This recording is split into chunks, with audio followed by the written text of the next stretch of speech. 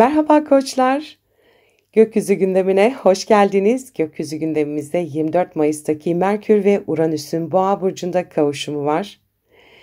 Bu kavuşum Koç burçlarının ikinci evinde olacak. Özellikle finansal konular, değerler, sahip olunan kaynaklar ve özgüvenle ilgili önemli gelişmeleri işaret ediyor. Bu kavuşum beklenmedik finansal fırsatları, ani harcamaları veya maddi kararlarla ilgili sıra dışı düşünce tarzlarını gündeme getirebilir. Astrolojik gündeme geçmeden önce minik bir hatırlatma yapmak istiyorum. Kanalıma abone olmayı, videoları beğenmeyi, yorum bırakmayı ve sevdiklerinizle paylaşmayı unutmayın lütfen. Desteğiniz için çok teşekkür ederim. İkinci ev para, gelir kaynakları ve maddi güvenliği temsil ettiği için hiç beklemediğiniz bir yerden para gelebilir. Yeni bir iş teklifi, yatırımların aniden değer kazanması veya bir alacak verecek meselesinin çözülmesi gibi olaylar yaşanabilir. Teknoloji, internet veya dijital projelerle ilgili bir gelir kapısı açılabilir. Örneğin bir online satış işi veya dijital içerik üretimi gibi. Merkür zihinsel süreçleri ve ticareti temsil ederken Uranüs ani ve beklenmedik değişimleri gösterir.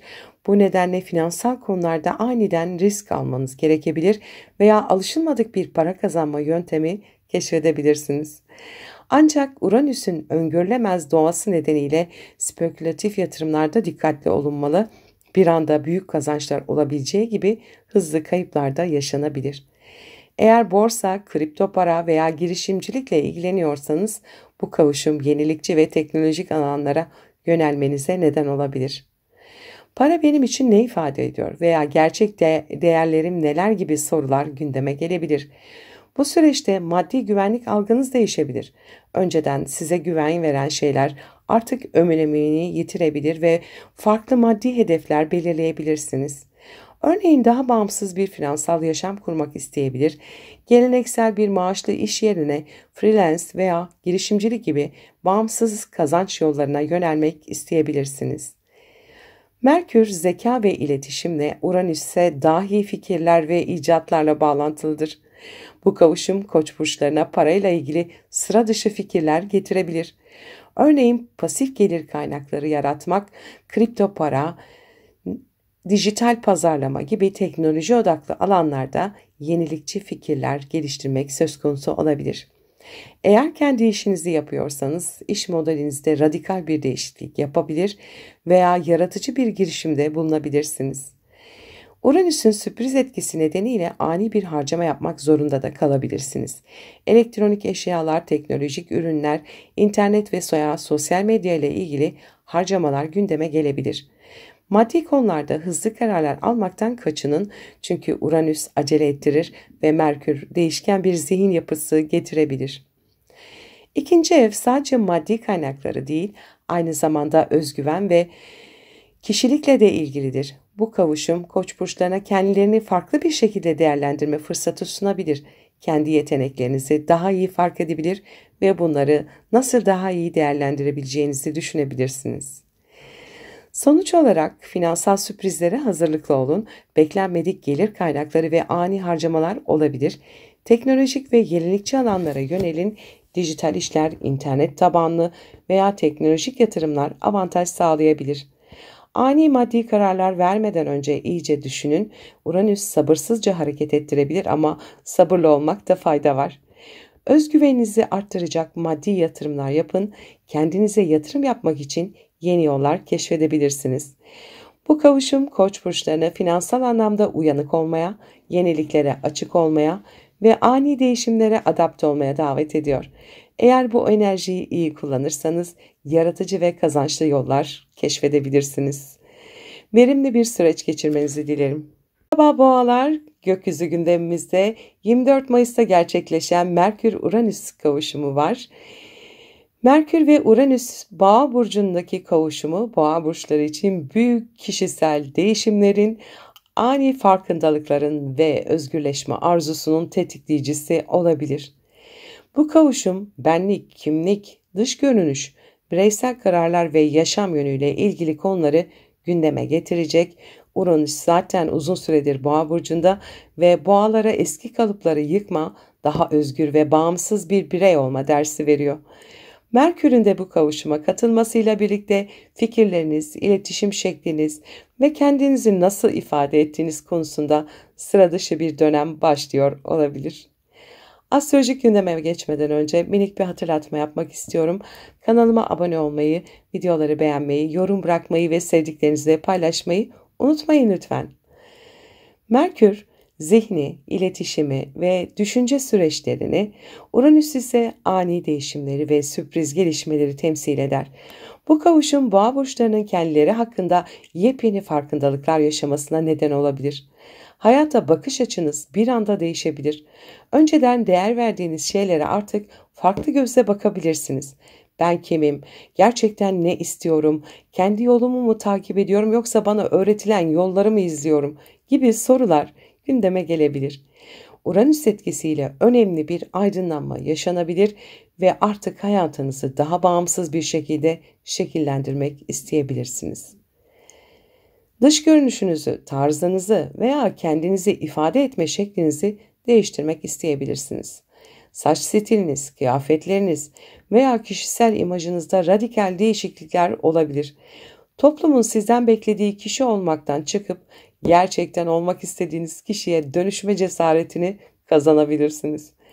Belki de şimdiye kadar hep sabit ve güvenli seçimler yaptınız ama artık daha özgür, deneyim odaklı ve yenilikçi olmak istiyorsunuz. Boğa burçları genellikle güvenliği ve istikrarı seven bireylerdir. Ancak Uranüs Boğa burcundayken size alışkanlıklarınızı yıkmaya ve farklı yollar denemeye zorlar. Bu süreçte özgürlüğünüzü arttıracak adımlar atabilirsiniz. Belki de uzun süredir başkalarının beklentisi doğrultusunda hareket ediyorsunuz ama artık sadece kendi doğrularınızı takip etmek isteyeceksiniz. Eğer bir ilişkide veya bir işte sıkışmış hissediyorsanız, radikal bir karar alarak kendi yolunuzu çizebilirsiniz. Özgüveniniz artacak ve hayatınızın kontrolünü elinize almak için cesur adımlar atacaksınız. Kendi düşüncelerinizi daha cesur ve açık bir şekilde ifade etmeye başlayabilirsiniz. Eskiden sessiz kaldığınız, fazla uyum sağladığınız konularda artık kendi fikirlerinizi net bir şekilde söylemek isteyebilirsiniz. İletişim tarzınız daha hızlı, esnek ve spontan hale gelebilir. Eğer sosyal medyada aktifseniz veya yazı yazıyorsanız daha sıra dışı ve dikkat çekici fikirler üretebilir, farklı konulara ilgi duyabilirsiniz.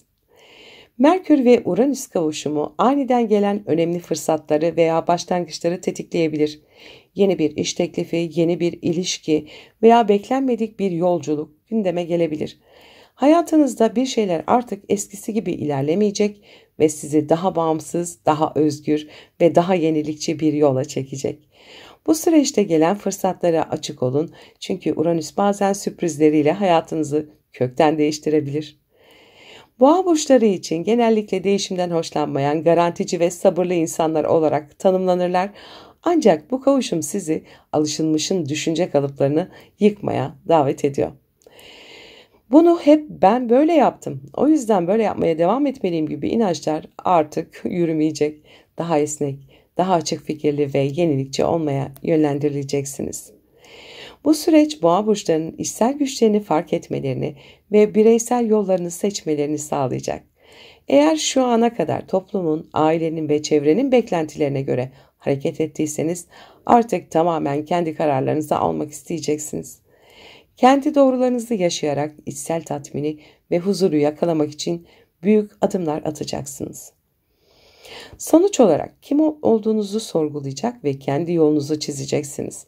Dış görünüşünüzü veya imajınızı değiştirmek isteyebilirsiniz. Sabit düşünce kalıplarınızı yıkacak, daha yenilikçi ve özgür bir birey olmaya adım atacaksınız. Bağımsızlık ve bireysellik vurgusu artacak, başkalarının beklentileri yerine kendi isteklerinizi ön plana koyacaksınız. Aniden gelen fırsatlara açık olun çünkü Uranüs sürprizlerle doludur. Bu kavuşum boğa burçlarını eski kalıplarından çıkarıp yepyeni bir yaşam anlayışına sürükleyen güçlü bir etki yaratacak. Kendinizi tanımaya, yeniliklere açılmaya ve kendi yolunuzu bulmaya hazır olun. Verimli bir süreç geçirmenizi dilerim. İkizler gökyüzü gündemine hoş geldiniz. Gökyüzü gündemimizde 24 Mayıs'taki Merkür-Uranüs kavuşumu var Boğa burcundaki. Bu kavuşum İkizler Burcu'nun 12. evinde gerçekleşiyor. 12. ev bilinçaltı, gizli düşmanlar, spiritüel konular, içsel dönüşüm, rüyalar, sezgilerle bağlantılıdır. Bu yüzden İkizler Burçları için bu süreç bilinçaltı farkındalıkları, ruhsal aydınlanmalar ve beklenmedik içsel keşifler açısından oldukça güçlü bir etki yaratacak. Bu kavuşum görünmeyen dünyaya dair sırları açığa çıkarabilir, gizli kalmış bilgileri ortaya koyabilir, gizli düşmanlıklarınızı ortaya serebilir veya bilinçaltınızda beklenmedik değişimlere neden olabilir. Rüyalar, sezgiler ve ruhsal mesajlar bu dönemde oldukça önemli hale gelebilir. Astrolojik gündeme geçmeden önce minik bir hatırlatma yapmak istiyorum. Kanalıma abone olmayı, videoları beğenmeyi, yorum bırakmayı ve sevdiklerinizle paylaşmayı unutmayın lütfen. Desteğiniz için çok teşekkür ederim. Merkür zihni, Uranüs ise ani farkındalıkları ve aydınlanmaları simgeler. 12. evdeki birleşmeleri, bilinçaltınızla ilgili şaşırtıcı farkındalıklar yaşamanıza neden olabilir. Geçmişte fark etmediğiniz bazı konular bir anda zihninizde netleşebilir. Bilinçaltınızda bastırdığınız korkular, endişeler veya duygular aniden yüzeye çıkabilir. Neden hep aynı döngüleri yaşıyorum gibi sorulara aniden cevap bulabilirsiniz. Kendinizi ve hayatınızı derinlemesine analiz etmeye başlayabilir, daha önce görmezden geldiğiniz gerçekleri fark edebilirsiniz. 12. ev rüyalar ve sezgilerle bağlantılıdır. Merkür-Uranüs kavuşumu rüyalarınız size önemli mesajlar getirebilir veya bilinçaltınızdaki bazı travmaların çözülmesine yardımcı olabilir. Ani sezgisel farkındalıklar yaşayabilirsiniz. Bir anda bir gerçeği kavrayabilir ya da bir konu hakkında içsel bir bilgi edinebilirsiniz. Meditasyon, astroloji, spiritüel çalışmalar, dua, namaz bu süreçte size rehberlik edebilir. 12. ev gizli düşmanlıklar, sırlar ve perde arkasında dönen dolapları da hatırlatır bize. Bu kavuşum şimdiye kadar sizden saklanan bir gerçeğin açığa çıkmasına neden olabilir. Arkanızdan dönen işler, gizli düşmanlar, gizli konuşmalar veya saklı kalmış bir olaylar bir anda su yüzüne çıkabilir. Eğer bir konuda şüpheleriniz varsa bu dönemde bazı şaşırtıcı gerçekleri öğrenebilirsiniz. 12. ev eski alışkanlıkları, karmayı ve geçmişten gelen yükleri de temsil eder. Bu kavuşum size artık hizmet etmeyen eski düşünce kalıplarınızı bırakmanız için sizi cesaretlendirecektir. Kendi kendinize koyduğunuz sınırları fark edebilir veya bunları aşmak için ilham alabilirsiniz. Eğer sürekli aynı negatif döngüleri yaşıyorsanız bu süreç size bu döngüleri kırmak için gereken farkındalığı getirebilir. 12. ev yalnızlık ve içe çekilmeyle de ilişkilidir. Bu dönemde sosyal hayatınızdan biraz geri çekilmek, kendinizle daha fazla vakit geçirmek isteyebilirsiniz. Meditasyon, inziva, doğa yürüyüşleri gibi aktiviteler size iyi gelebilir. Bazen çevrenizdeki insanların sizi anlamadığını da hissedebilirsiniz. Ancak bu süreç kendi iç sesinize odaklanmanız için size büyük fırsatlar sunacaktır. Eğer spiritüel konulara ilginiz varsa bu kavuşum size büyük farkındalıklar getirebilir. Astroloji, meditasyon, şifa çalışmaları gibi alanlarla ilgileniyorsanız bu dönemde yeni bilgiler edinebilir veya sıra dışı deneyimler yaşayabilirsiniz. Astral seyahatler, telepatik bağlantılar veya yüksek sezgisel farkındalıklar yaşayabilirsiniz.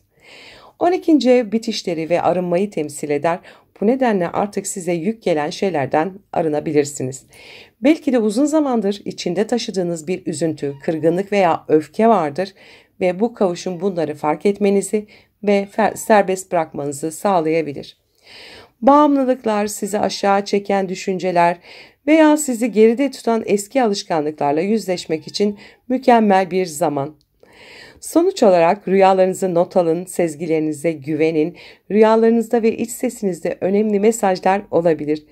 İçe dönme ve kendinizi dinlenme zamanı bu süreç ve kendinize vakit ayırmak ruhsal ve zihinsel sağlığınıza ayrıca iyi de gelebilir. Gizli kalan gerçekler açığa çıkabilir. Çevrenizde olup bitenlere dikkat edin. Meditasyon, yoga, şifa çalışmaları gibi ruhsal aktiviteler size iyi gelebilir. Kendinize koyduğunuz sınırları aşma zamanı, artık eski düşünce kalıplarınızı ve negatif döngüleri kırabilirsiniz. Sosyal hayatınızdan biraz geri çekilmek isteyebilirsiniz. Bu doğal bir süreç. Kendinizi suçlamayın, içsel dönüşüm zamanındasınız. Bu kavuşum ikizler burçları için içsel bir uyanış ve ruhsal aydınlanma sürecini başlatacak. Belki de şimdiye kadar göz ardı ettiğiniz gerçeklerle yüzleşecek ve yeni bir farkındalık seviyesine ulaşacaksınız. Bu süreci ruhsal büyüme ve içsel keşifler için kullanırsanız çok büyük kazanımlar elde edebilirsiniz. Verimli bir süreç geçirmenizi dilerim. Merhaba yengeçler, gökyüzü gündemine hoş geldiniz. Bugün 24 Mayıs'taki Merkür-Uranüs kavuşumunu konuşuyor olacağız. Merkür-Uranüs Boğa burcundaki kavuşumu Yengeç burçlarının 11. evinde gerçekleşiyor. 11. ev sosyal çevre, arkadaşlıklar, topluluklar, gelecek planları, umutlar ve teknolojik gelişmelerle ilgilidir. Bu kavuşum sosyal çevrenizde ve gelecek hedeflerinizde beklenmedik değişimlere, sürpriz olaylara ve yeni bağlantılara işaret ediyor. Astrolojik gündeme geçmeden önce minik bir hatırlatma yapmak istiyorum. Kanalıma abone olmayı, videoları beğenmeyi, yorum bırakmayı ve sevdiklerinizle paylaşmayı unutmayın lütfen. Desteğiniz için şimdiden çok teşekkür ederim. Uranüs ani ve beklenmedik değişimleri, Merkür ise iletişimi ve bağlantıları temsil eder. 11. evde kavuşmaları sosyal çevrenizle ilgili beklenmedik gelişmeleri gündeme getirebilir. Yeni insanlarla tanışabilirsiniz. Özellikle teknoloji, bilim, astroloji veya yenilikçi fikirlerle ilgilenen kişiler hayatınıza girebilir. Mevcut arkadaşlıklarınızda ani değişimler olabilir. Bazı kişilerle yollarınızı ayırabilir, bazılarıyla daha güçlü bağlar kurabilirsiniz. Sosyal hayatınızda hareketlilik artarken fikirlerinizi paylaşabileceğiniz, vizyonunuzu geliştirebilecek insanlarla tanışma şansınız çok yüksek. 11. ev gelecek hedeflerini, uzun vadeli projeleri ve hayalleri de temsil eder. Merkür-Uranüs kavuşumu gelecek planlarınızda sıra dışı ve ani değişimler yaşamanıza neden olabilir. Önceden belirlediğiniz hedeflerin artık size uygun olmadığını fark edebilir ve yeni bir yön çizmeye karar verebilirsiniz. Hayatınızdaki rutinleri kırarak daha yenilikçi ve özgür bir yol izlemek isteyebilirsiniz. 11. ev teknoloji, sosyal medya ve dijital projelerle de bağlantılıdır. Eğer sosyal medyada aktifseniz ve dijital projeler üzerine çalışıyorsanız bu dönemde önemli ilerlemeler kaydedebilirsiniz. Yeni bir dijital platforma katılabilir, online işlere yönelebilir veya teknolojiyle ilgili bir projeye başlayabilirsiniz. Kripto para, dijital yatırımlar veya online iş fikirleri gibi konular gündeminize gelebilir. 11. ev sizi destekleyen insanları ve sosyal bağlantılarınızı da temsil eder. Bu dönemde hiç beklemediğiniz bir kişiden destek alabilirsiniz. İş hayatında veya kişisel projelerinizde etkili ve önemli kişilerle tanışma şansınız olabilir. Bir grup veya topluluk aracılığıyla yeni fırsatlar karşınıza çıkabilir. 11. ev toplulukları, ekip çalışmalarını, sosyal grupları, STK'ları da ifade eder. Bu süreçte yeni bir sosyal gruba katılabilir, bir organizasyonda daha aktif bir rol üstlenebilirsiniz. Toplum için faydalı işler yapma isteğiniz artabilir. Belki bir yardım kuruluşuna katılabilir veya insanları bir araya getiren bir projede yer alabilirsiniz. Merkür-Uranüs kavuşumu arkadaş çevrenizde şaşırtıcı gelişmelere neden olabilir. Bazı arkadaşlarınızla birdenbire yollarınız ayrılabilir, bazılarıyla farklı bir bağ kurabilirsiniz.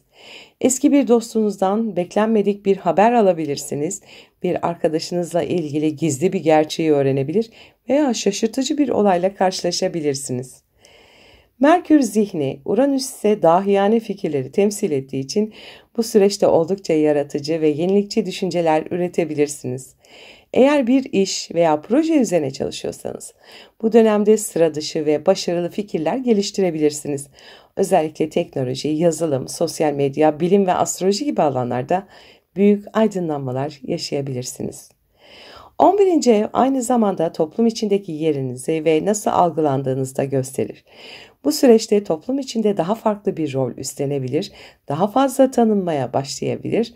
Eğer sanatsal, akademik veya mesleki bir çevrede aktifseniz daha fazla ilgi çekebilir, fikirlerinize, dikkati üzerinize çekebilirsiniz. Sonuç olarak sosyal çevrenizde ani değişimlere hazır olun. Yeni insanlar hayatınıza girebilir, bazı arkadaşlarınızla yollarınız ayrılabilir. Gelecek planlarınızda esnek olun, beklenmedik fırsatlar veya yeni yollar karşınıza çıkabilir. Teknoloji ve dijital projelere yönelin. Bu alanda büyük gelişmeler kaydedebilirsiniz. Sosyal gruplara ve topluluklara katılın. Size ilham verecek insanlarla tanışabilirsiniz. Arkadaş ilişkilerinizde sürpriz gelişmeler yaşanabilir, gizli bilgiler açığa çıkabilir veya beklenmedik destekler alabilirsiniz. Yeni fikirlerinizi paylaşmaktan çekinmeyin, yaratıcı ve yenilikçi düşüncelerinizle ön plana çıkabilirsiniz. Bu kavuşum yengeç burçlarını sosyal çevrelerinde, gelecek planlarında ve dijital dünyada büyük değişimlere itiyor. Eğer değişime açık olursanız yenilikçi fırsatlar yakalayabilir ve büyük ilerlemeler kaydedebilirsiniz. Verimli bir süreç geçirmenizi dilerim. Aslanlar, gökyüzü gündemine hoş geldiniz. Gökyüzü gündemimizde 24 Mayıs'taki Merkür-Uranüs kavuşumu var. Merkür ve Uranüs'ün Boğa burcundaki kavuşumu Aslan burçlarının 10. evinde gerçekleşiyor. 10. ev kariyer, toplum önündeki imaj, otorite figürleri, mesleki hedefler ve başarılarla bağlantılıdır. Bu kavuşum kariyerinizde beklenmedik değişimler, sürpriz fırsatlar ve ani yön değişiklikleri getirebilir. Aslan burçları için bu kavuşum iş ve kariyer alanında büyük bir dönüm noktası olabilir. Astrolojik gündeme geçmeden önce minik bir hatırlatma yapmak istiyorum. Kanalıma abone olmayı, videoları beğenmeyi, yorum bırakmayı ve sevdiklerinizle paylaşmayı unutmayın lütfen. Desteğiniz için şimdiden teşekkür ederim. Merkür iletişimi ve bilgiyi, Uranüs ise ani beklenmedik gelişmeleri ifade eder. 10. evde gerçekleşen bu kavuşum iş hayatınızda sıra dışı değişimlere neden olabilir. Bir terfi alabilirsiniz, yeni bir iş fırsatıyla karşılaşabilirsiniz veya kariyer yolunuzu tamamen değiştirmek isteyebilirsiniz. Uzun süredir durağan giden mesleki hayatınız aniden hareketlenebilir, yeni projeler ve teklifler gündeme gelebilir. İşinizde daha yenilikçi ve özgün bir yaklaşım benimseyebilir, geleneksel yollar yerine sıra dışı çözümler üretebilirsiniz. Eğer işinizden memnun değilseniz, bu dönemde cesur bir karar alarak tamamen yeni bir sektöre geçiş yapabilirsiniz. 10. ev toplum içindeki duruşumuzu ve imajımızı da temsil eder. Bu kavuşum sizin toplum tarafından nasıl algılandığınız konusunda sürpriz değişimler getirebilir. Sosyal medyada veya iş dünyasında daha fazla ön plana çıkabilirsiniz. İşinizle veya başarınızla aniden tanınmaya başlayabilirsiniz. Kariyerinizde size daha bağımsız, yenilikçi ve sıra dışı gösterecek bir gelişme olabilir. Eğer bir süredir sahneye çıkmayı veya daha fazla görünür olmayı planlıyorsanız, işte bu zaman o zaman. 10. ev patronlar, yöneticiler, otorite figürleri ve devletle bağlantılıdır. Patronunuzdan sürpriz bir teklif alabilir veya ani bir yönetim değişikliğiyle karşılaşabilirsiniz. Bir üst kademe yöneticisiyle beklenmedik bir diyalog yaşayabilir ve kariyerinizde yeni bir yön belirleyebilirsiniz. Eğer kendi işiniz varsa kurumsal ilişkilerinizde beklenmedik anlaşmalar ve fırsatlar doğabilir. Uranüs teknoloji, yenilikler, dijital dünyalarla da bağlantılıdır. İşinizde teknolojik bir dönüşüm sürecine girebilirseniz, yeni bir dijital proje, online fırsatlar, teknolojik bir girişim gündeme gelebilir. Eğer işiniz sosyal medya, yazılım, bilim veya yenilikçi alanlarla ilgili ise bu dönemde büyük atılımlar yapabilirsiniz. Dijital alanda ön plana çıkmak ve teknolojiyi işinize entegre etmek için mükemmel bir zaman. Bir anda istifa etmeye karar verebilirsiniz. Bambaşka bir sektöre yönelmek isteyebilirsiniz. Kendi işinizi kurma fikri aniden aklınıza düşebilir. Mevcut kariyerinizde farklı bir pozisyona geçebilir veya daha bağımsız çalışmak için harekete geçebilirsiniz. Uranüs sürprizleri sever. Bu yüzden beklenmedik ama ilginç kariyer fırsatlarıyla da karşılaşabilirsiniz. Devlet daireleri, büyük şirketler veya önemli kişilerle aniden bir görüşme yapmanız gerekebilir. Resmi bir anlaşma, beklenmedik bir sözleşme veya kamu ile ilgili bir konu gündeminize gelebilir. Eğer bir konuda izin veya onay bekliyorsanız bu dönemde hızlı gelişmeler yaşanabilir. Merkür-Uranüs kavuşumu sizi özgürlükçü ve bağımsız kararlar almaya itebilir. Eğer uzun süredir aynı işte çalışıyorsanız ve sıkıldıysanız bu dönemde radikal bir değişiklik yapmak isteyebilirsiniz. Kendi işinizi kurma, freelance çalışma veya daha bağımsız bir kariyer yolu seçme ihtimaliniz yüksek. Merkür zihni, Uranüs ise dahiyane fikirleri temsil eder. Bu süreçte kariyerinizle ilgili çok yaratıcı ve sıra dışı fikirler üretebilirsiniz. Eğer bir girişiminiz varsa bu dönemde sıra dışı projelerinizde dikkat çekebilirsiniz.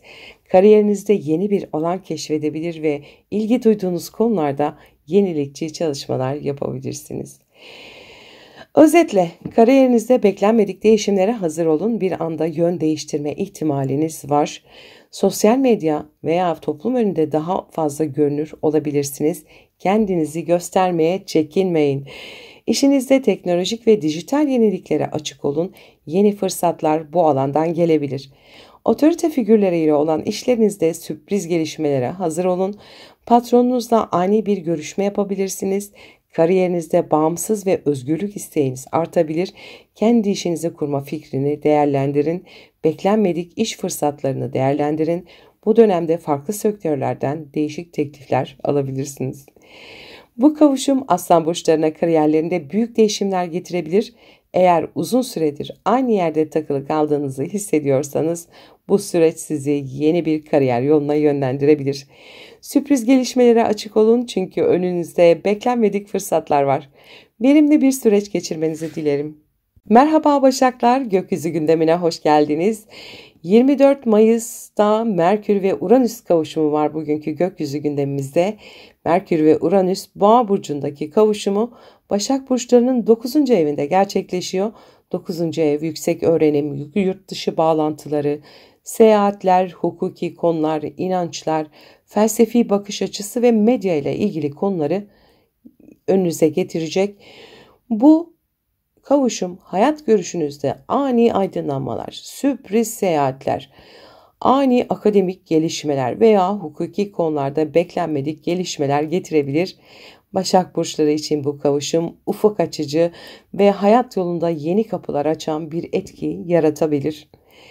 Astrolojik gündeme geçmeden önce minik bir hatırlatma yapmak istiyorum. Kanalıma abone olmayı, videoları beğenmeyi, yorum bırakmayı ve sevdiklerinizle paylaşmayı unutmayın lütfen. Desteğiniz için teşekkür ederim. Uranüs devrimsel değişimleri, Merkür ise zihni temsil eder. 9. evde gerçekleşen bu kavuşum düşünce yapınızı ve inançlarınızı değiştirebilecek ani farkındalıklar getirebilir. Felsefi, ruhsal veya entelektüel olarak yeni bir anlayış kazanabilirsiniz. Daha önce hiç ilgilenmediğiniz bir konuya merak salabilir veya yeni bir akademik alana yönelmek isteyebilirsiniz. Hayatınızı farklı bir perspektiften değerlendirebilir, eski düşünce kalıplarınızı yıkabilirsiniz. Sürpriz seyahatler, yurt dışı bağlantıları da 9. evle ilgilidir. Uzun yolculuklar, kültürel keşifler, ani bir seyahat gündeme gelebilir. Bir anda yurt dışına gitmeye karar verebilirsiniz. Yabancı kültürlerle ilgili yeni bir fırsat karşınıza çıkabilir. Uluslararası bir iş bağlantısı veya eğitim fırsatı doğabilir. Eğer uzun zamandır bir vize veya pasaport başvurusu bekliyorsanız bu dönemde beklenmedik bir gelişme yaşanabilir. Uluslararası bir projeye dahil olabilirsiniz veya yabancı bir ortakla işbirliği yapabilirsiniz. 9. ev hukuk, mahkemeler, resmi evraklar ve devletle ilgili işlemleri de içerir.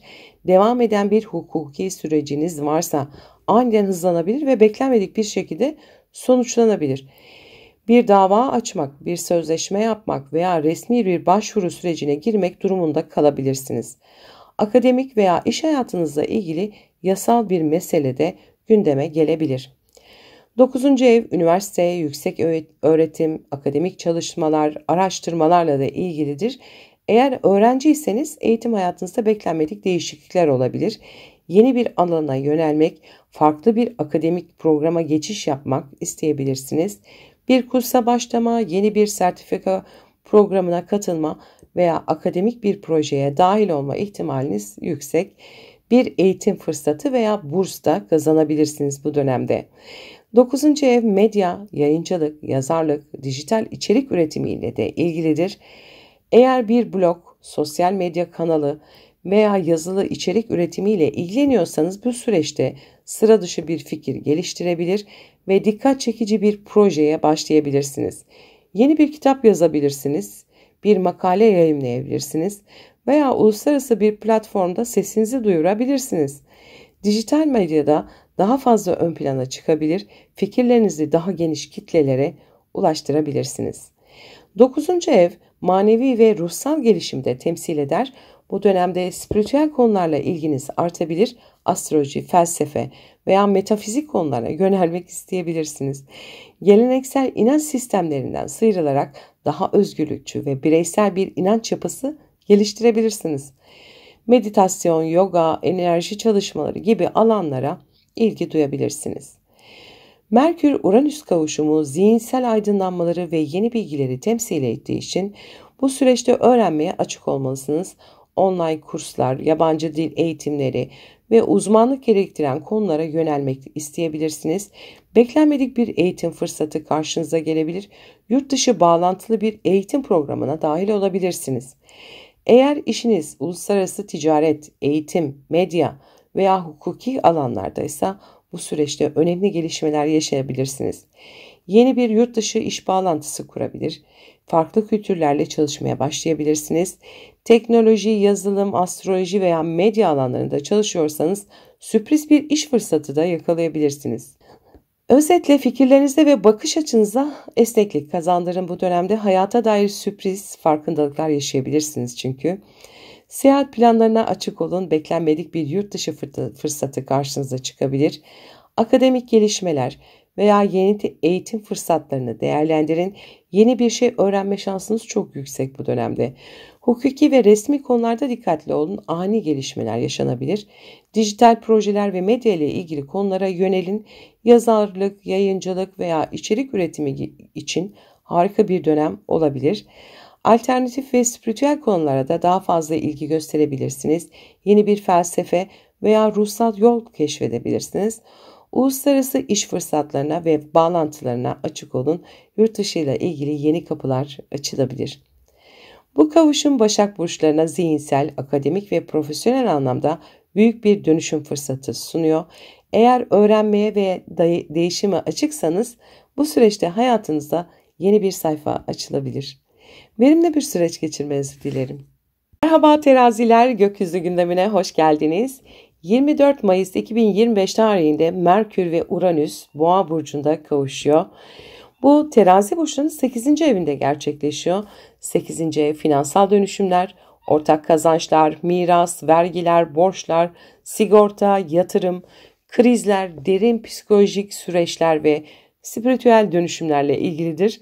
Bu kavuşum parasal konularda beklenmedik gelişmeler, ruhsal anlamda ani farkındalıklar ve ilişkilerde dönüşümler getirebilir. Terazi burçları için bu kavuşum finansal ve duygusal anlamda önemli bir değişim yaratabilir. Astrolojik gündeme geçmeden önce minik bir hatırlatma yapmak istiyorum. Kanalıma abone olmayı, videoları beğenmeyi, yorum bırakmayı ve sevdiklerinizle paylaşmayı unutmayın lütfen. Şimdiden çok teşekkür ederim. Merkür bilgi ve iletişimi, Uranüs ise ani beklenmedik değişimleri temsil eder. 8. evde gerçekleşen bu kavuşum maddi konularda sürpriz gelişmeleri neden olabilir.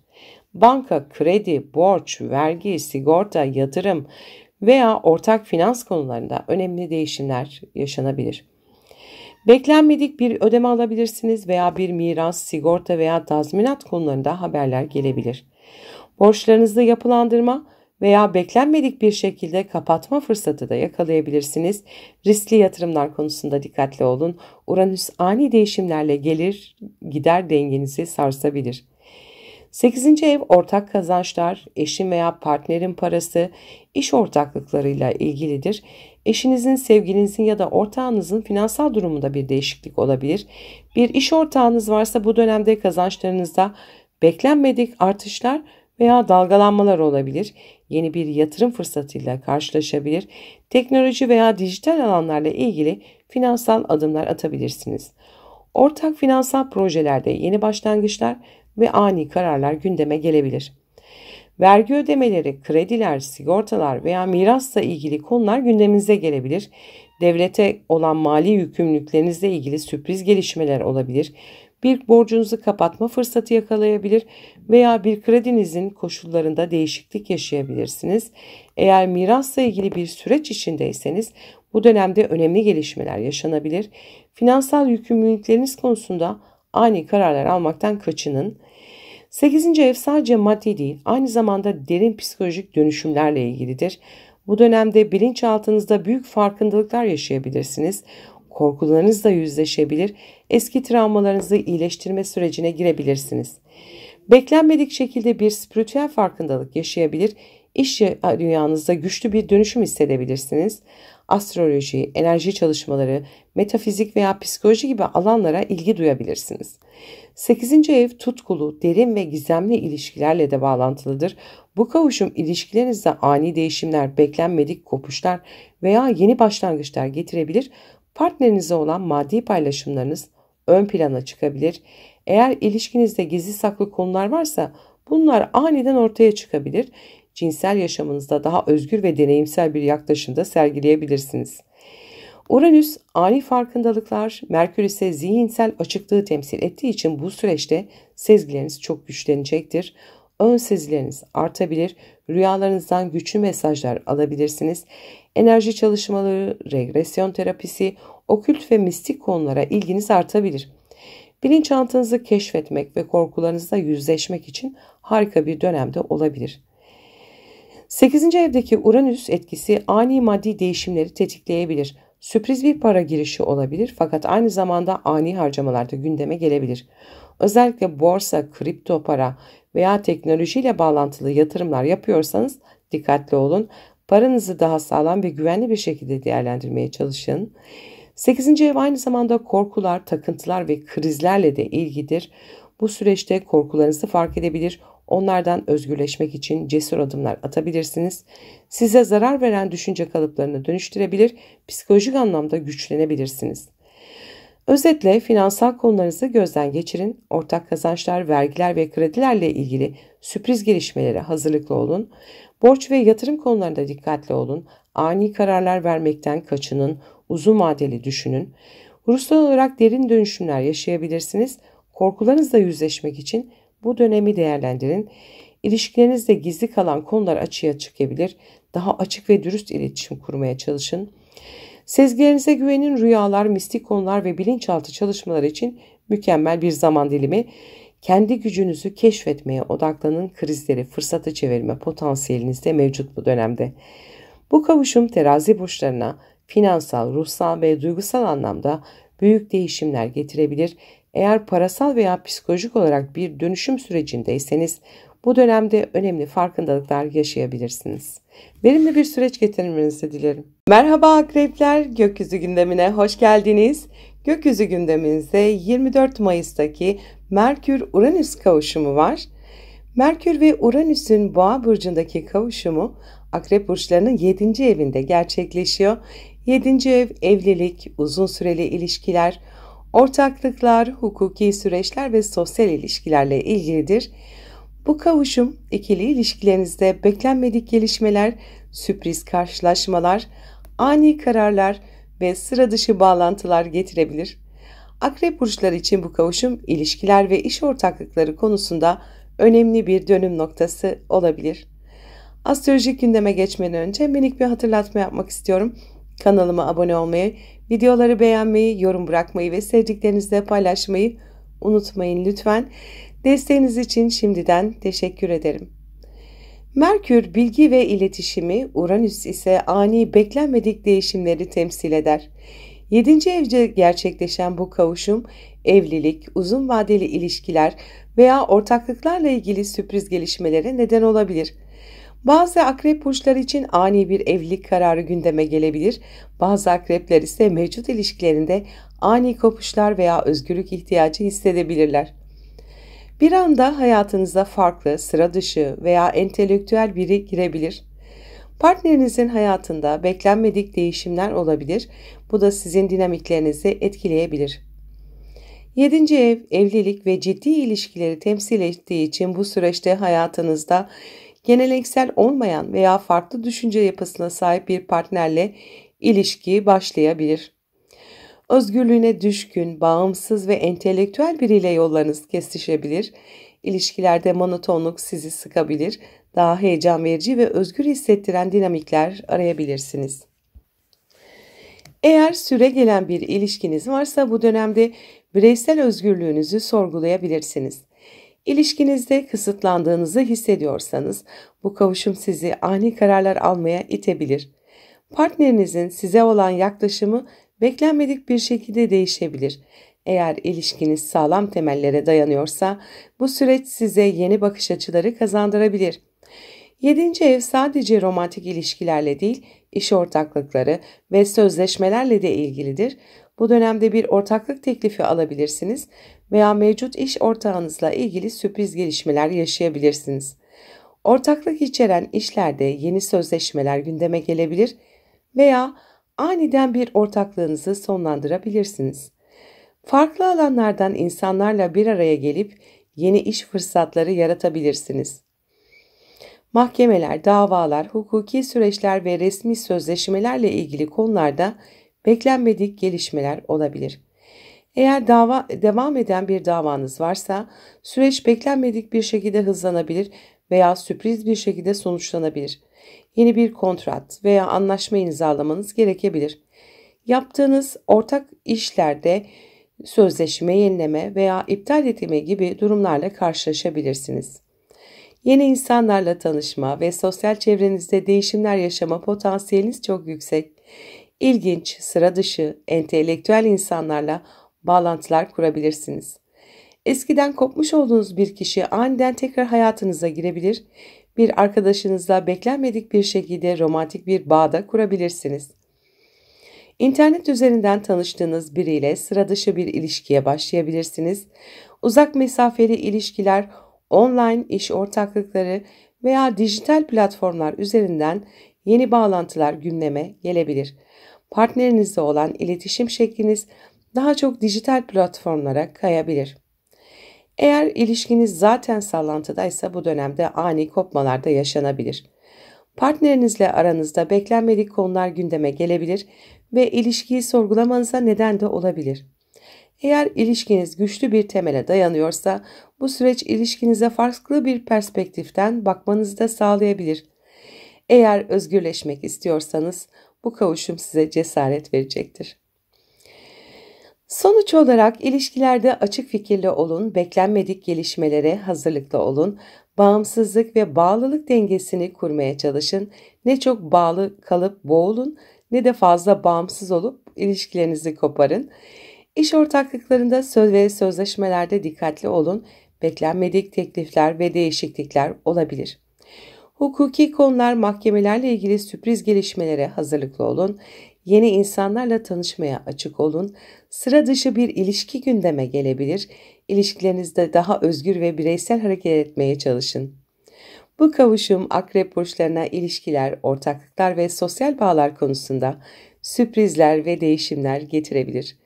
Eğer ilişkinizde veya iş hayatınızda yeni bir dönem başlatmak istiyorsanız bu süreci bilinçli bir şekilde değerlendirebilirsiniz. Verimli bir süreç geçirmenizi dilerim. Merhaba yaylar, gökyüzü gündemimize hoş geldiniz. Gökyüzü gündemimizde 24 Mayıs'taki Merkür-Uranüs kavuşumu var. Merkür ve Uranüs'ün Boğa burcundaki kavuşumu Yay burçlarının 6. evinde gerçekleşiyor. 6. ev günlük rutinler, iş hayatı, çalışma ortamı, sağlık alışkanlıkları ve sorumluluklarla ilgilidir. Bu kavuşum iş düzeninizde ani değişiklikler, çalışma şeklinizde yenilikler, sağlık konusunda farkındalıklar ve günlük yaşamınızda sürpriz gelişmeler getirebilir.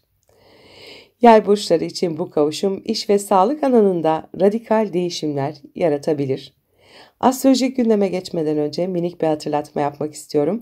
Kanalıma abone olmayı, videoları beğenmeyi, yorum bırakmayı ve sevdiklerinizle paylaşmayı unutmayın lütfen. Desteğiniz için şimdiden teşekkür ederim. Merkür bilgi ve iletişimi, Uranüs ise ani beklenmedik değişimleri temsil eder. 6. evde gerçekleşen bu kavuşum çalışma düzeninizde büyük değişiklikler yaratabilir. İş yerinde sürpriz gelişmeler olabilir, yeni bir pozisyona geçebilir, farklı bir görev alabilir veya aniden işten ayrılma kararı alabilirsiniz. Teknoloji, internet, dijital platformlar veya yenilikçi iş modelleriyle ilgili iş fırsatları ortaya çıkabilir. İş ortamınızda beklenmedik değişimler olabilir, yeni bir yönetici, farklı bir ekip düzeni veya çalışma şeklinizde değişiklik yaşanabilir. Serbest çalışma veya freelance projelere yönelme fikri gündeme gelebilir. Günlük çalışma temponuz değişebilir, daha esnek veya tamamen farklı bir düzen benimseyebilirsiniz. Dijital ve teknoloji temelli projeler üzerinde çalışmaya başlayabilirsiniz. Uzaktan çalışma, freelance işler veya bağımsız projeler gündeme gelebilir. İşinizde daha yaratıcı ve özgün bir yaklaşım sergileyebilirsiniz. 6. ev aynı zamanda sağlık, beslenme ve bedeninizle ilgilidir. Aniden yeni bir sağlık rutini benimseyebilir, beslenme alışkanlıklarınızı değiştirebilir veya spor yapmaya başlayabilirsiniz. Beklenmedik bir sağlık kontrolü yaptırabilirsiniz. Eğer ihmal ettiğiniz bir sağlık sorununuz varsa bu dönemde fark edebilirsiniz. Alternatif tıp, enerji çalışmaları veya dijital sağlık uygulamalarına ilgi duyabilirsiniz. Uyku düzeninizde ve günlük alışkanlıklarınızda değişimler olabilir. Sabah kalkış saatinizden iş yapma şeklinize kadar günlük yaşamınızda büyük değişiklikler olabilir. Bir anda yeni bir hobiye başlayabilir veya farklı bir günlük düzen benimseyebilirsiniz. Teknolojik gelişmeler hayatınıza daha fazla entegre olabilir. Daha sağlıklı alışkanlıklar kazanma ihtiyacı hissedebilirsiniz. İş yerinizdeki arkadaşlarınızla ilgili beklenmedik gelişmeler yaşanabilir. İş ortamında yeni kişilerle tanışabilir, farklı bir ekip düzenine geçebilirsiniz. Eğer iş arkadaşlarınızda sorunlarınız varsa bu dönemde bunlar su yüzüne çıkabilir. Bir çalışma arkadaşınızla sürpriz bir şekilde iş ortaklığı kurabilirsiniz. 6. ev evcil hayvanlarla da ilişkilidir. Bu dönemde bir hayvan sahiplenme fikri gündeme gelebilir. Doğa ile iç içe olma ihtiyacı hissedilebilir. Organik ve sağlıklı yaşama daha fazla yönelebilirsiniz. Hayvanlar, doğa veya sürdürülebilir yaşamla ilgili konulara ilginiz artabilir. İş yerinizde dijitalleşmeye ve teknolojiye daha fazla yönelmek isteyebilirsiniz. Yeni bir yazılım, yeni bir uygulama veya dijital araç kullanmaya başlayabilirsiniz. Eğer işiniz teknoloji ile ilgili ise bu dönemde beklenmedik bir yenilik yapabilirsiniz. Bu kavuşum sizi ani kararlar almaya yönlendirebilir. Ancak işten ayrılma, büyük sağlık değişiklikleri gibi konularda ani hareket etmemekte fayda var. Özellikle iş değiştirme veya büyük projelere girişme konusunda aceleci olmayın. Sağlık konusunda doktor tavsiyesi almadan radikal değişiklikler yapmaktan kaçının. Sonuç olarak iş ortamınızda büyük değişimlere hazırlıklı olun, yeni fırsatları değerlendirin ama ani kararlar vermekten kaçının. Çalışma düzeninizde teknolojiyi daha fazla kullanabilirsiniz, dijitalleşmeye açık olun. Sağlık kontrollerinizi ihmal etmeyin, alternatif sağlık yöntemlerine ilgi duyabilirsiniz. Daha sağlıklı bir yaşam tarzı benimsemek için harika bir zaman. Diyet, spor ve günlük alışkanlıklarınızı gözden geçirin. Günlük hayatınızda esnek olmaya çalışın, rutinlerinizde beklenmedik değişimler olabilir. İş arkadaşlarınız veya ekip düzeninizle ilgili beklenmedik gelişmelere hazırlıklı olun. Evcil hayvan sahiplenme veya doğayla bağlantınızı güçlendirme isteğiniz artabilir. Bu kavuşum yay burçlarına iş hayatı, sağlık ve günlük düzenleriyle ilgili büyük değişimler getirebilir. Eğer çalışma şeklinizi değiştirmek, yeni bir yaşam tarzına geçmek veya sağlığınızı iyileştirmek istiyorsanız bu süreci iyi değerlendirin. Verimli bir süreç geçirmenizi dilerim. Merhaba Oğlaklar, Gökyüzü gündemine hoş geldiniz. Gökyüzü gündemimizde 24 Mayıs'taki Merkür-Uranüs kavuşumu var. Merkür ve Uranüs Boğa burcunda kavuşuyor. Oğlak burçlarının 5. evinde gerçekleşiyor bu kavuşum. 5. ev aşk, romantizm, yaratıcılık, hobiler, çocuklar, sanatsal yetenekler, eğlence ve kişisel zevklerle ilgilidir. Bu kavuşum aşk hayatınızda sürpriz gelişmeler, ani duygusal kararlar, beklenmedik flörtler, yaratıcı projelerde ilham patlamaları ve hobilerinizde dönüşümler getirebilir. Oğlak burçları için bu kavuşum aşk, yaratıcılık ve keyif alanlarında büyük değişimler yaratabilir. Astrolojik gündeme geçmeden önce minik bir hatırlatma yapmak istiyorum. Kanalıma abone olmayı, videoları beğenmeyi, yorum bırakmayı ve sevdiklerinize paylaşmayı unutmayın lütfen. Desteğiniz için şimdiden teşekkür ederim. Merkür iletişimi, Uranüs ise ani beklenmedik olayları temsil eder. 5. evdeki bu kavuşum aşk hayatınızda sürpriz gelişmelere neden olabilir. Aniden birine aşık olabilirsiniz. Hiç beklemediğiniz bir anda ilginç ve sıra dışı bir kişiyle tanışabilirsiniz. Mevcut ilişkinizde ani bir yön değişikliği olabilir. Partnerinizle olan dinamikler bir anda farklılaşabilir. Bağlanmaktan kaçınan biriyseniz bu dönemde özgürlüğünüzü korumak isteyebilirsiniz. Eğer ilişkinizde monotonluk varsa bu dönemde heyecan verici gelişmeler yaşanabilir. Yeni bir flört aniden gündeme gelebilir. İnternet veya sosyal medya üzerinden biriyle tanışabilirsiniz. Mevcut ilişkiniz varsa partnerinizle ilişkinizi yeniden keşfetme sürecine girebilirsiniz. İlişkinizde daha spontan ve özgür bir enerji olmaya başlar. Bu kavuşum yaratıcılığınızı da tetikleyebilir. Sanat, müzik, yazı, tiyatro, fotoğrafçılık gibi alanlarda ani ilham gelebilir. Eğer yaratıcı bir projeyle ilgileniyorsanız yeni ve sıra dışı fikirler ortaya çıkarabilirsiniz. Sanatsal yeteneklerinizi daha fazla keşfetme ve ortaya koyma isteği duyabilirsiniz. Bir hobiye veya sanatsal bir uğraşa aniden ilgi duyabilirsiniz. 5. ev çocukları da temsil ettiği için bu dönemde çocuklarınızla ilgili beklenmedik gelişmeler olabilir. Eğer çocuk sahibi olmayı düşünüyorsanız bu konuda ani bir karar alabilirsiniz. Var olan çocuklarınızın hayatında sürpriz bir değişim de olabilir. Bu dönem yeni hobilere başlamak ve hayatınıza daha fazla eğlence katmak için harika bir zaman. Sıradan aktiviteler yerine farklı ve sıra dışı şeyler denemek isteyebilirsiniz. Spontan seyahatler, aniden gelişen sosyal etkinlikler veya eğlenceli organizasyonlar gündeme gelebilir. 5. ev spekülatif yatırımları, borsa ve şans oyunlarını da yönetir. Bu dönemde riskli yatırımlara karşı temkinli olmalısınız. Uranüs ani değişimleri simgeler, bu yüzden beklenmedik kazançlar olabileceği gibi beklenmedik kayıplar da yaşanabilir. Eğer borsa, kripto veya riskli yatırım araçlarıyla ilgileniyorsanız dikkatli olmalısınız. Bu dönemde aşk hayatında ve kişisel alanlarda özgürlük ihtiyacınız artabilir.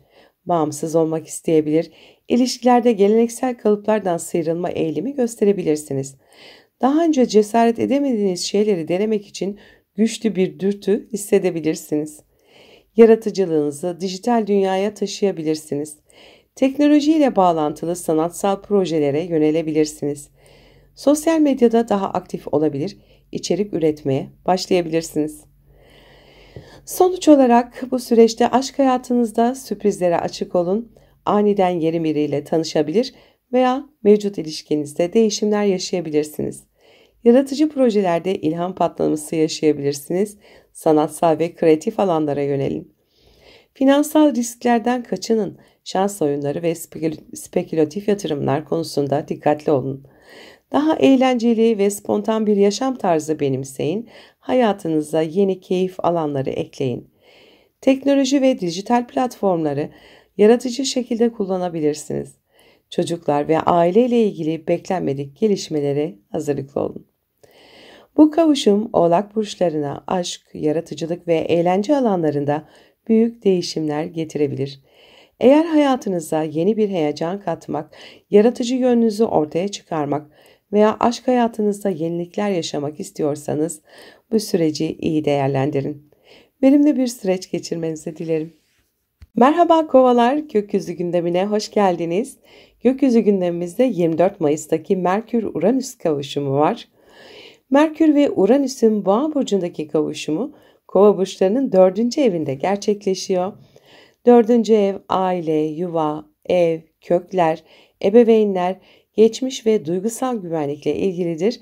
Bu kavuşum ev hayatınızda beklenmedik değişiklikler, taşınma kararları, aile ilişkilerinde sürpriz gelişmeler ve köklerinizle ilgili yeni farkındalıklar getirebilir.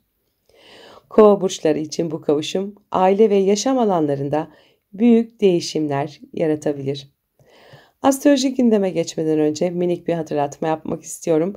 Kanalıma abone olmayı, videoları beğenmeyi, yorum bırakmayı ve sevdiklerinizle paylaşmayı unutmayın lütfen. Desteğiniz için şimdiden teşekkür ederim. Merkür iletişim, Uranüs ise beklenmedik değişimler ve özgürleşme ile ilgilidir. 4. evdeki bu kavuşum ev hayatınızda sürpriz değişimlere neden olabilir. Aniden taşınma kararı alabilirsiniz. Hiç beklemediğiniz bir anda yeni bir ev arayışına girebilirsiniz. Evinizde teknolojik yenilikler yapabilirsiniz. Akıllı ev sistemleri, dijitalleşme veya elektronik aletlerle ilgili yenilikler gündeme gelebilir. Ev içinde düzen değişebilir, bir tadilat veya yenileme süreci başlayabilir. Eğer uzun süredir aynı yerde yaşıyorsanız bir anda farklı bir bölgeye taşınma isteği hissedebilirsiniz. Aile bireyleriyle ilgili sürpriz haberler alabilirsiniz. Bir aile üyesiyle ilgili ani gelişmeler yaşanabilir. Anne, baba veya diğer yakın akrabalarla ilgili sorumluluklarınız değişebilir. Aile içindeki geleneksel kalıpları sorgulayabilir, bağımsızlık isteğiniz artabilir. Eğer uzun zamandır çözülmemiş ailevi konular varsa bu dönemde gündeme gelebilir. 4. ev geçmişle de ilgilidir. Bu yüzden eski konular aniden gündeme gelebilir. Geçmiş travmalar, çocukluk anıları veya aileyle ilgili unutulmuş olaylar üzerine düşünmeye başlayabilirsiniz. Kendi köklerinizi daha iyi anlamak isteyebilir, aile geçmişinizle ilgili araştırmalar yapabilirsiniz. Eğer ailevi bir konuyla ilgili uzun zamandır yüzleşmekten kaçınıyorsanız bu dönemde cesaretinizi de toplayabilirsiniz. Ailevi sorumluluklar veya geçmiş bağlar sizi kısıtlıyorsa bu dönemde bağımsızlık isteğiniz artabilir. Evden ayrılmak, yalnız yaşamak veya farklı bir ortamda daha özgür olmak gibi konular gündeme gelebilir. Aile baskısını hissettiğiniz bir konu varsa bu dönemde kendi kararlarınızı almak isteyebilirsiniz. Evinize yeni teknolojik cihazlar ekleyebilirsiniz. Daha akıllı ve dijital bir yaşam alanı yaratma isteği duyabilirsiniz. İnternet üzerinden evle ilgili konularda araştırmalar yapabilir veya dijital platformlardan faydalanabilirsiniz. Bu kavuşum taşınma, ev satışı veya yatırım yapma konularında ani kararlar almanıza neden olabilir. Birdenbire farklı bir şehirde veya ülkede yaşama isteği doğabilir. Eğer bir süredir taşınmayı düşünüyorsanız bu dönemde somut adımlar atabilirsiniz. Ancak aceleci olmamakta fayda var. Uranüs ani değişimler getirebilir. Bu yüzden uzun vadeli düşünerek hareket etmelisiniz. Merkür iletişimi temsil ettiğinden aile bireyleriyle olan konuşmalarınız farklı bir boyuta taşınabilir. Eğer uzun süredir konuşulmayan konular varsa bu dönemde açık ve net bir şekilde ifade edebilirsiniz. Aile içindeki yanlış anlaşılmalar olabilir. Bu yüzden iletişimde dikkatli olmakta fayda var. 4. ev güvenlik ve konfor alanıyla da ilgilidir.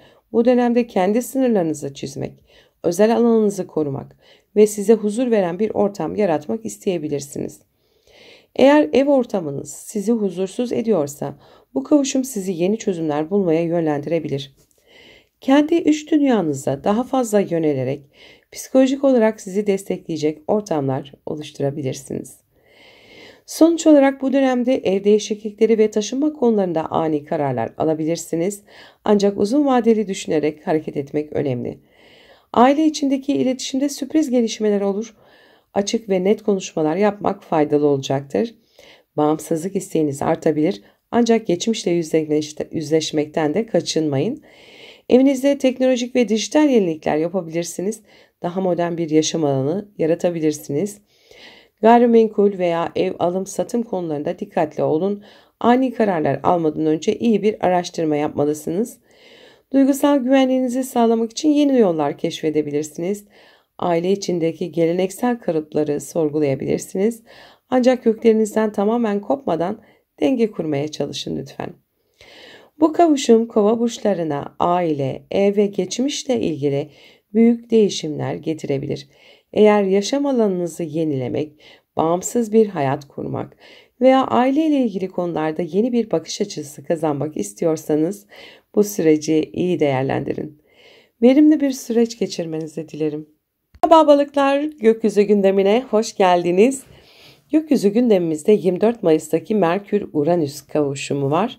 Merkür ve Uranüs'ün Boğa burcundaki kavuşumu balık burçlarının 3. evinde gerçekleşiyor. 3. ev iletişim, düşünce yapısı, yakın çevre, kardeşler, kısa yolculuklar, eğitim, medya, yazılı ve sözlü ifadelerle ilgilidir. Bu kavuşum ani ve sürpriz haberler, yeni fikirler, şaşırtıcı iletişim gelişmeleri, beklenmedik seyahatler ve kardeşlerle ilgili değişiklikler getirebilir. Balık burçları için bu kavuşum iletişim, öğrenme ve seyahat alanlarında büyük değişimler yaratabilir. Astroloji gündeme geçmeden önce minik bir hatırlatma yapmak istiyorum. Kanalıma abone olmayı, videoları beğenmeyi, yorum bırakmayı ve sevdiklerinizle paylaşmayı unutmayın lütfen. Desteğiniz için şimdiden teşekkür ederim. Merkür bilgi ve iletişimi, Uranüs ise beklenmedik gelişmeleri temsil eder. 3. evdeki bu kavuşum şok edici veya sürpriz haberler almanıza neden olabilir. Bir anda öğrenilen yeni bir bilgi hayat görüşünüzü değiştirebilir. Eğer uzun süredir beklediğiniz bir haber varsa bu dönemde alabilirsiniz. Yakın çevrenizden veya kardeşlerinizden gelen beklenmedik bir bilgi sizi şaşırtabilir. Düşünme biçiminiz aniden değişebilir. Daha önce katı olduğunuz bir konuda esneklik kazanabilirsiniz. Yeni bir konuya aniden ilgi duyabilirsiniz. Teknoloji, bilim, astroloji, metafizik gibi alanlarda yeni şeyler öğrenmek isteyebilirsiniz. Zihniniz çok hızlı çalışabilir, bol bol fikir üretebilirsiniz. Eğer yazı yazıyor, konuşma yapıyor veya bir proje üretiyorsanız çok yaratıcı ve özgün fikirler ortaya çıkarabilirsiniz. Yakın çevre ile iletişiminizde sürprizler yaşanabilir. Bir süredir konuşmadığınız biriyle aniden iletişime geçebilirsiniz. Sözleriniz ve düşünceleriniz daha özgün ve sıra dışı olabilir. Ancak dikkat, Uranüs beklenmedik çıkışları da simgelediği için yanlış anlaşılmalar veya ani tepkiler olabilir. Kardeşlerinizin veya yakın akrabalarınızın hayatında sürpriz değişimler olabilir. Onlarla olan ilişkinizde beklenmedik durumlar yaşanabilir. Eğer bir kardeşiniz ya da yakın akrabanızla uzun süredir görüşmüyorsanız bu dönemde yeniden iletişime geçebilirsiniz. Bir anda spontan bir seyahat yapma kararı alabilirsiniz. Kısa mesafeli yolculuklar gündeme gelebilir. Eğer uzun süredir gitmek istediğiniz bir yer varsa aniden bu fırsatı yakalayabilirsiniz. Ancak seyahatlerde aksilikler ve plan değişiklikleri de olabilir. Lütfen dikkatli olun. Yeni bir eğitime veya kursa aniden katılabilirsiniz. Eğitim hayatınızda veya akademik çalışmalarınızda beklenmedik değişiklikler olabilir. Teknoloji ile ilgili bir konuya ilgi duyabilirsiniz. Dijital becerilerinizi geliştirmek isteyebilirsiniz. İnternet üzerinden bir şeyler öğrenme, online eğitimlere katılma gibi konular gündeme gelebilir. Bu kavuşum internet ve dijital dünya ile ilgili sürpriz gelişmeler getirebilir. Sosyal medya platformlarında daha aktif olabilirsiniz. Yeni bir blog açabilir, içerik üretebilir veya dijital projelere başlayabilirsiniz. İnternet üzerinden şaşırtıcı bilgiler de öğrenebilirsiniz. Telefon, bilgisayar veya diğer teknolojik cihazlarla ilgili beklenmedik durumlar da yaşanabilir. Yeni bir elektronik cihaz alabilirsiniz.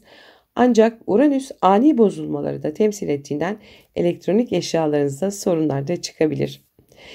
Sonuç olarak bu süreçte iletişimde ani ve beklenmedik gelişimlere hazırlıklı olun. Kardeşler, akrabalar ve yakın çevrenizle ilgili haberler alabilirsiniz. Fikirleriniz değişebilir. Yeni konulara ilgi duyabilirsiniz. Açık fikirli olun ve yeniliklere adapte olmaya çalışın. Eğitim ve öğrenme fırsatlarını değerlendirin. Yeni bir kursa veya seminere katılabilirsiniz. Seyahatlerde spontan gelişmelere açık olun. Ancak plan değişikliklerine karşı esnek davranmalısınız. Sosyal medya ve dijital platformlarda daha aktif olabilirsiniz. Yeni projelere başlamayı düşünebilirsiniz. Elektronik cihazlarınıza dikkat edin. Ani bozulmalara veya teknik sorunlara karşı hazırlıklı olun. Özgün fikirleriniz ve yaratıcı düşünceleriniz ön plana çıkabilir. Bunları yazıya dökmek veya bir projeye dönüştürmek için harika bir zaman olabilir. Bu kavuşum balık burçlarına iletişim, öğrenme ve seyahat alanlarında büyük değişimler getirebilir. Eğer yenilikçi fikirler üretmek, farklı insanlarla tanışmak veya yeni bir şeyler öğrenmek istiyorsanız bu süreci iyi değerlendirin. Verimli bir süreç geçirmenizi dilerim.